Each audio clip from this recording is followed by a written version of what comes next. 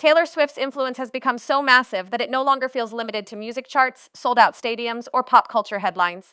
It has grown into something bigger, something that reaches across entertainment, comedy, sports, fashion, and even the everyday personal stories celebrities tell when they sit down for interviews.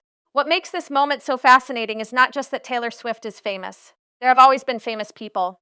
What makes this different is the way her presence seems to change the energy in a room, the way her name alone can trigger laughter, admiration, nervous excitement, and in some cases, even career jokes about rising ticket sales. You can see it in the way other celebrities talk about her. You can hear it in their voices when they describe meeting her. It is part awe, part affection, part disbelief, and part complete surrender to the reality that Taylor Swift has become one of those rare figures whose cultural impact feels impossible to ignore. That is exactly what made Cedric the Entertainer's story so funny and so revealing at the same time. In classic Cedric fashion, he took a simple observation and turned it into a joke that said something much bigger about celebrity culture. He joked about seeing Travis Kelce with that look, that kind of mustache style, and immediately connecting it to what he called the Taylor Swift effect. The humor lands because everyone watching already understands the point before he even fully spells it out. Taylor Swift's orbit is now so powerful that anything even remotely associated with her can suddenly start trending, gaining attention, and becoming a topic of conversation. Cedric pushes the joke further by saying he looked at the situation and thought, essentially, let me get in on this too. If Taylor Swift can make one little detail explode in popularity, then why not shave the goatee, adjust the look, and ride that same wave? It is exaggerated, of course, but that exaggeration is what makes it sharp. Beneath the punchline is a real observation. In this current cultural moment, proximity to Taylor Swift can instantly amplify attention. What makes his story even better is the domestic detail he adds. His wife notices the change and asks why he cut off his goatee. Cedric's response is the punchline that seals the whole bit. He says in so many words that Taylor Swift is making things go up right now, not just records, not just jerseys, everything. So maybe his own ticket sales might go up too if she showed up somewhere connected to his mustache. It is ridiculous, playful, and knowingly over the top, but that is why it works. Cedric is not just telling a joke about grooming. He is making fun of the larger machine of fame, where association itself has become currency. And the audience laughs because they know he is not entirely wrong. We have all seen the effect. We have seen what happens when Taylor wears something, mentions something, attends something, or simply appears in a certain place. The level of attention changes immediately. That is the Taylor Swift effect Cedric is talking about, and his comedy works because it captures that phenomenon in a way that feels effortless. His appearance also opens up another interesting layer of the conversation, which is how celebrities themselves respond to Taylor Swift as fans. We often imagine stars existing in a separate category from the public, as if fame removes them from ordinary excitement. But again and again, when Taylor Swift comes up, that distance disappears. Celebrities become just like everyone else. They laugh too hard, they over-explain their reactions, they replay encounters in their minds, and they tell stories that sound suspiciously like fan memories. On The Jennifer Hudson Show, Cedric gets asked how he manages to keep his cool, how he stays so relaxed and unbothered even in the middle of all that energy, including a Taylor concert atmosphere. His answer is playful, but it also reveals the performance of staying cool. He leans into the joke, almost acting out what it means to maintain composure in a setting that could easily knock anyone off balance. You have to play it off. You have to act like it is normal. You have to pretend you are just moving through the moment casually, even when you are clearly aware that you are in the presence of one of the biggest stars in the world. That idea is key to understanding the way people talk about Taylor Swift. There is always this little dance between wanting to seem unfazed and being very obviously affected.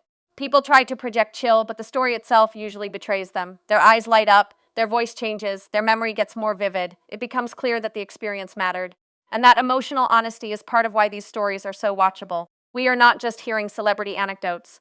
We are watching powerful, accomplished people react to another kind of power altogether, one rooted not only in fame but in connection.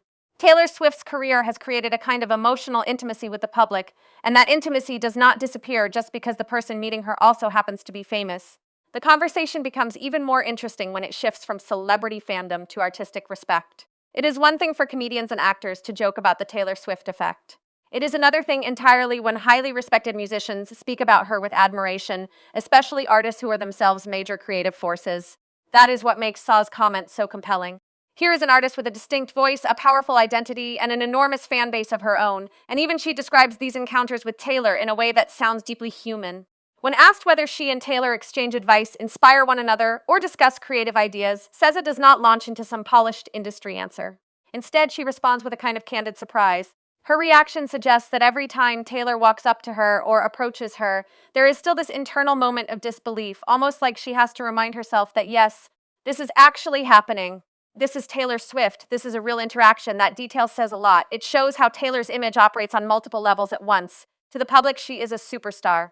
To the media, she is a phenomenon. To her peers, she is both a colleague and somehow still an institution. Suh's response captures that contradiction beautifully.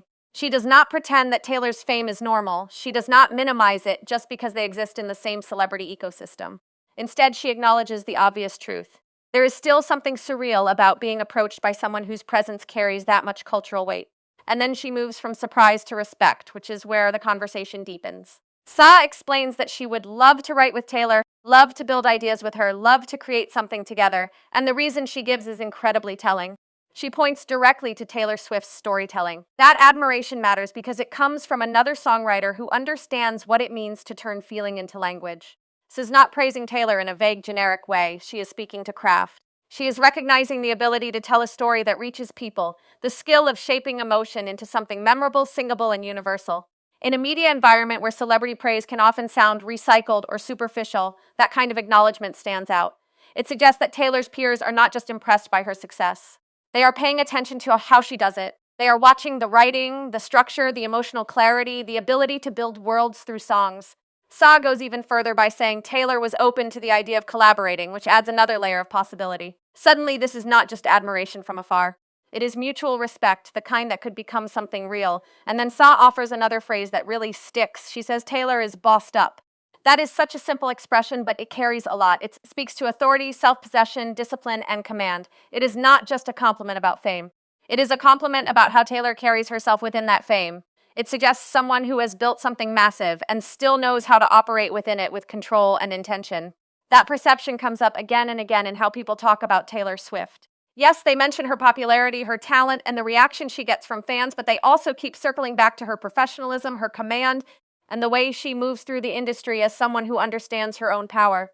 That combination of vulnerability and authority may be one of the reasons her peers find her so compelling.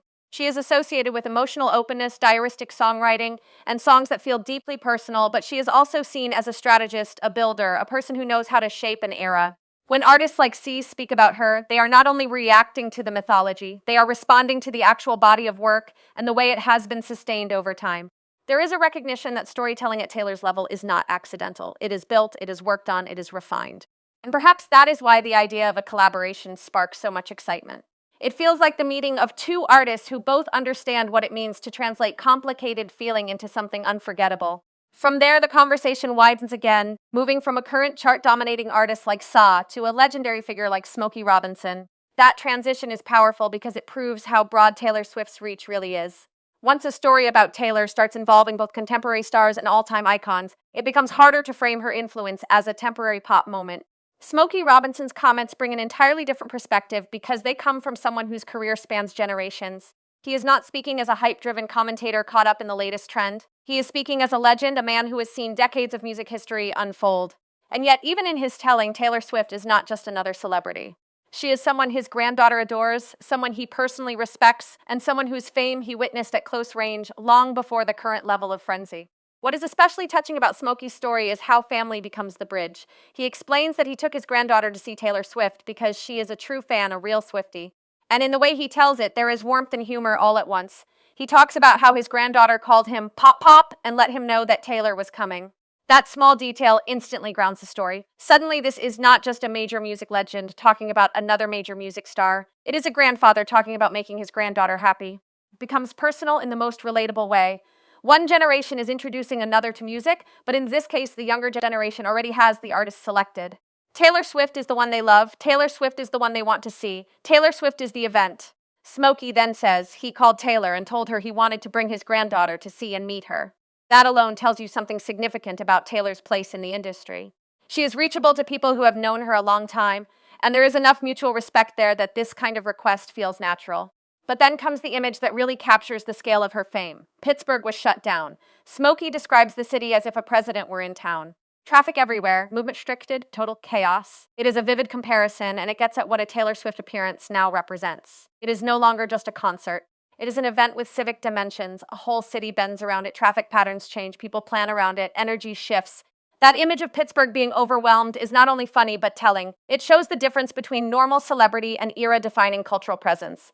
Many stars can fill arenas. Fewer can create the sense that an entire city is vibrating because they are there. When Smokey Robinson, a man who has certainly seen his share of major public events, describes Taylor's concert presence that way, it carries weight. He is measuring her impact against something huge, and he is doing it from experience. Then the story gets even richer when he reveals that Taylor Swift used to open for him in earlier years. This is one of those details that instantly reframes the conversation. It reminds everyone listening that before the global dominance, before the endless headlines and sold out stadiums and cultural shorthand, there was a younger Taylor Swift standing on stage in front of audiences, already showing signs of what she would become.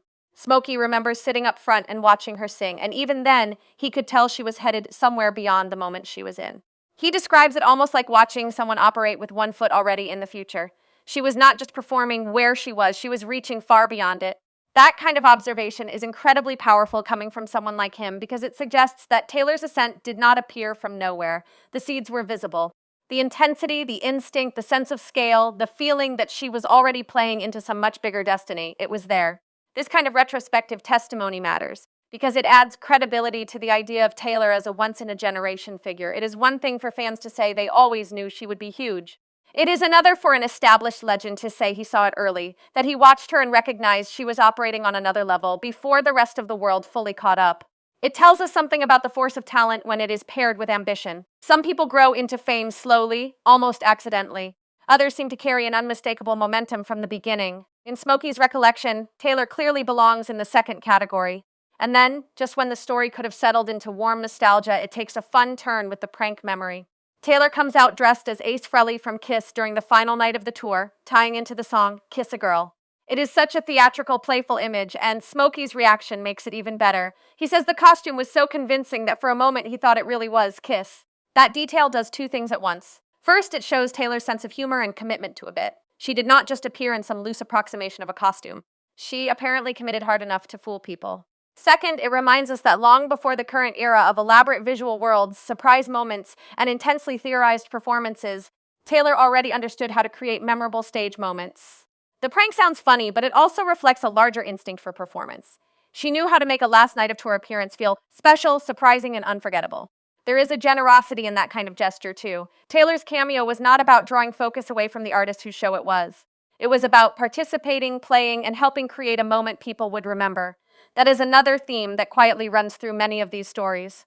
People describe her not only as famous, but as game, warm, and willing to engage. She is not framed as distant or untouchable in these recollections. She is framed as someone who will text, show up, joke around, give bracelets to kids, and make people feel seen even in the middle of extreme fame. That warmth comes through strongly in the story about their song together. Smokey explains that Taylor reached out to him directly, telling him she had a song she wanted him to sing on. Again, the simplicity of the interaction is striking. She texts him, he asks her to send the song. She does. And where is he when this happens? In a mall food court, of all places. That image is gold because it collapses the distance between the extraordinary and the ordinary. Here is a legendary artist sitting in a food court with AirPods in, listening to an unreleased Taylor Swift song. It is funny because it sounds so surreal and so mundane at the same time. Major musical history is unfolding in one of the most everyday locations imaginable. That contrast is part of why these stories stick.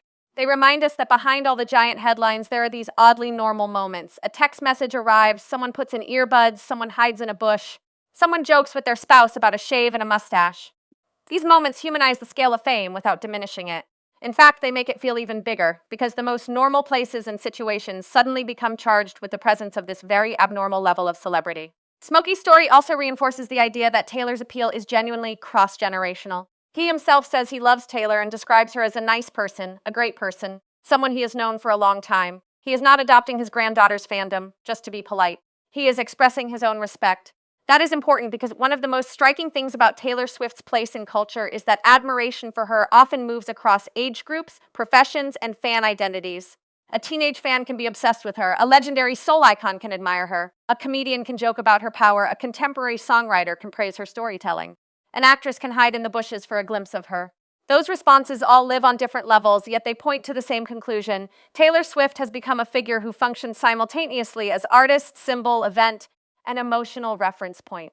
That final idea becomes especially clear in Molly Sims's story, which might be one of the most relatable and visually funny moments of all. Molly explains that she did not get to take her daughter to the concert, but then came another opportunity when Taylor was opening her movie and the Grove was shut down for the event.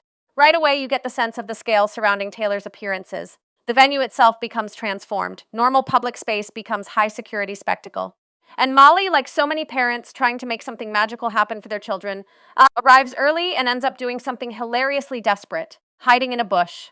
The imagery alone is perfect. Here is a celebrity, someone recognizable in her own right, crouched in a bush with four girls she brought along, trying to position them for the chance to see Taylor Swift. It sounds absurd, but that absurdity is exactly what makes it feel real. Parents do funny things for their kids. Celebrity parents are no different. Molly is not acting like a detached Hollywood insider. She is acting like a mom who knows that one glimpse of Taylor Swift could become a core memory for the children with her. The police tell her to stand next to the bush, and she is trying to control the girls, telling them not to move and definitely not to run up to Taylor. The whole thing has the chaotic energy of a mission that is somehow both ridiculous and deeply meaningful. Then comes the payoff. Taylor sees her. Not only does she notice them, but she acknowledges them. She says hello. She gives the girls bracelets. And just like that, the whole wild setup becomes worth it. Molly says she died in that moment, which is such a perfect expression of exaggerated delight. She becomes the coolest mom instantly, not because she bought something expensive or organized some huge event, but because Taylor Swift herself made a moment for the girls. The bracelets matter because they are symbolic. They are small, personal, tangible, and deeply tied to Taylor's fan culture. Receiving them directly from her turns an already exciting encounter into something unforgettable. This story reveals one of the most important reasons Taylor inspires such intense devotion. She seems to understand the emotional value of the small gesture. For a child, a bracelet from Taylor Swift is not just an accessory. It is proof. It is a treasure. It is the kind of object that gets remembered for years, kept in a special place, shown to friends, maybe even preserved into adulthood as evidence of the day something magical happened. And for the parent who helped make that moment possible, it becomes a win of legendary proportions. That is why Molly says she became so popular with her daughter. Taylor's gesture did not just thrill the kids, it elevated the entire memory for the family. There is something notable, too, about how often these stories involve Taylor making the first move or closing the emotional distance. Eza says Taylor approaches her, and she is still stunned each time. Molly says Taylor looked at her and acknowledged her. Smokey says Taylor welcomed the meeting with his granddaughter and sent music directly. These are not stories of a star remaining remote while others orbit around her in frustration. They are stories in which she participates, responds, and engages. That may be one of the reasons her fame remains so emotionally active. People do not only project onto her, they often come away with stories in which she gave something back, whether it was time, openness, humor, or a small but unforgettable gesture.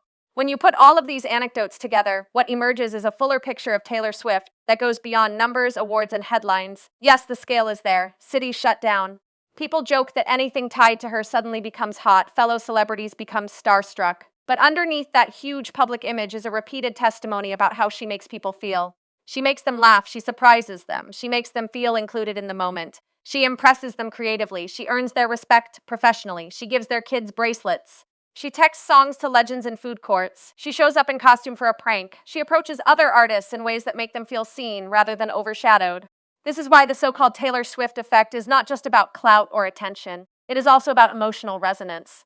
Her power is not only in how many people know her name, but in how many people feel that their encounter with her, or even their indirect connection to her, means something. Cedric turns that into comedy by framing it as a traffic-driving, ticket-selling, look-changing wave. Sa frames it as artistic admiration and genuine astonishment. Smokey frames it as family, history, and respect. Molly frames it as maternal triumph and unforgettable delight. Different voices, different generations, different industries, but all converging around the same center. That kind of convergence is rare. Pop culture often fragments audiences rather than unites them.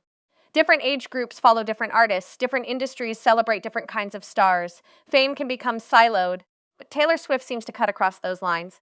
Her presence can be a comedic reference for a veteran entertainer, a meaningful collaboration target for a contemporary singer-songwriter, a family event for a legendary musician and his granddaughter, and a dream encounter for children hidden beside a bush at the Grove. Very few artists operate on all those levels at once. Another reason these stories resonate is that they reveal how celebrity admiration works when the celebrity in question has become almost mythic. People are not just encountering Taylor Swift the person, they are encountering Taylor Swift the symbol, the phenomenon, the era.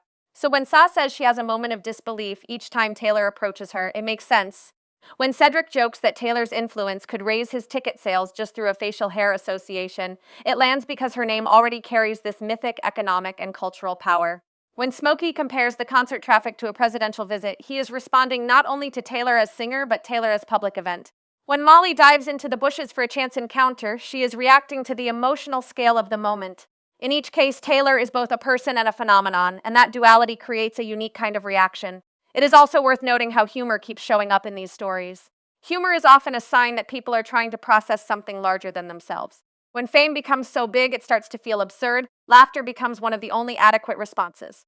Cedric laughs about the mustache and the Taylor effect. The audience laughs because they recognize the truth inside the exaggeration. Smokey laughs about thinking Taylor's costume was really Kiss. Molly's entire Bush story is funny from start to finish. Even Suz's response has a kind of amused disbelief in it. The humor does not reduce Taylor's significance, it actually highlights it. People laugh because as the scale of her impact keeps producing these moments that sound too outrageous to be invented. At the same time, there is tenderness in almost all of these stories. That is what keeps them from becoming cynical fame commentary. Cedric's joke is playful, not bitter. Cez's admiration is sincere. Smokey's memory is affectionate and grandfatherly. Molly's story is full of motherly excitement. This is not the language people use when they are merely impressed by power. It is the language they use when they feel warmth around it. And maybe that is one of the key reasons Taylor Swift continues to inspire this level of loyalty and fascination. It is not just that she is successful. It is that story after story suggests that she has found ways to make that success feel emotionally accessible to other people. Even the smallest moments in these anecdotes reveal something about how carefully Taylor's image and real-world interactions intersect. Bracelets are not random. Storytelling is not random. Stage surprise moments are not random. Reaching out to other artists is not random.